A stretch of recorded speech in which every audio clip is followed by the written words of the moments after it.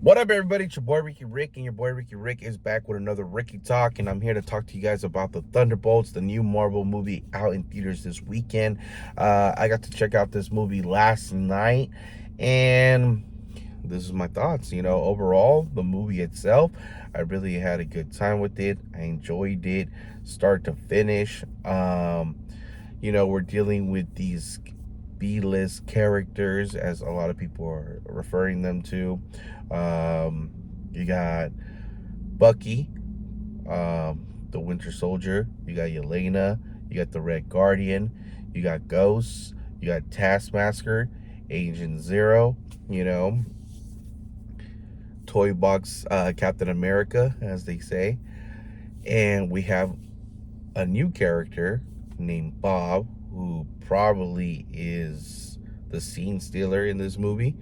Bob, the character, plays this mysterious role as we start the film with Yelena, who is going through a little bit of an emotional roller coaster, like where she feels like a void, sadness, emptiness, and basically she deals with it by staying busy. And like we pick up with her where she's been dealing with this feeling for a while, and now the work that she's doing is no longer helping her with how she feels inside. And then so pretty much Elena's working for, damn, what's her name, Valentina, who we got to meet in Black Widow and throughout, what is it, Black Panther 2. She played a role in that. And we find out that she did buy Avengers Tower, and she's been trying to create a super soldier, kind of like Captain America. But the person that they picked, without knowing, turned out that the serum worked on somebody who wasn't stable. And we kind of get this reveal towards the movie. I'm about to review spoilers here, so if you guys don't want to hear it, come back and watch this video whenever you guys check out Thunderbolts yourself. But 5, 4, 3, 2, 1. Okay, so Bob turns out to be a character that we later find out named Sentry, who has the abilities of Superman, where he can fly. He's super strong. He can even do a little bit of a kind of like Magneto, control people, throw people around. Bullets don't affect him. So we might have met our strongest super anti-hero yet. And then this movie is mainly about how these characters come together when nobody wants them, because the Avengers are not coming. We don't know who the Avengers are right now. We don't know where they're at.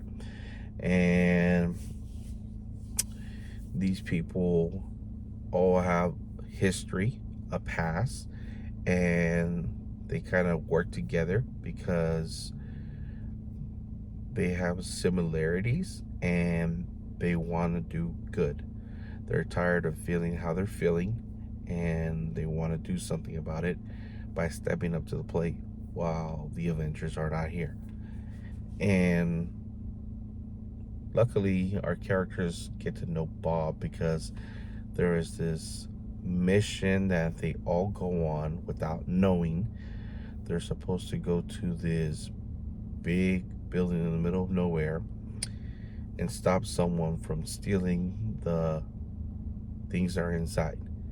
And that's how our characters run into each other, battle each other, discover that it's Valentina's way of trying to get rid of the evidence of anybody knowing that she has done anything shady.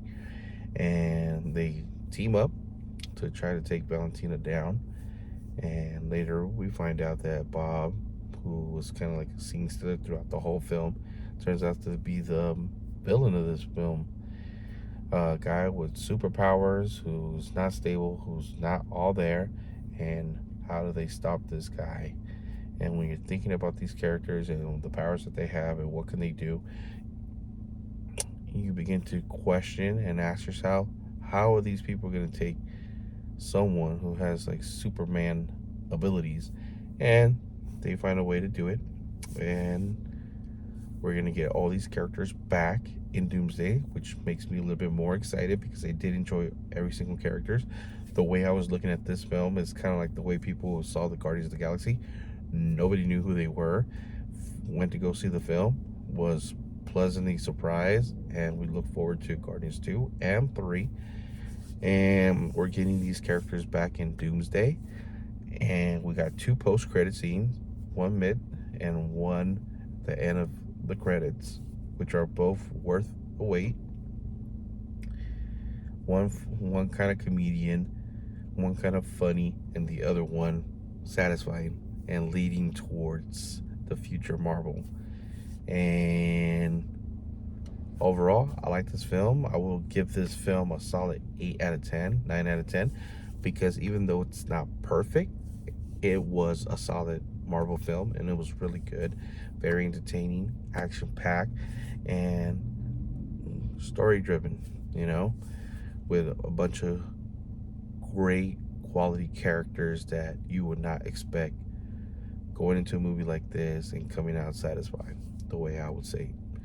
So overall, that is my review on the Thunderbolts, and letting you guys know that I recommend that you guys go check it out in theaters. Have yourself some good time.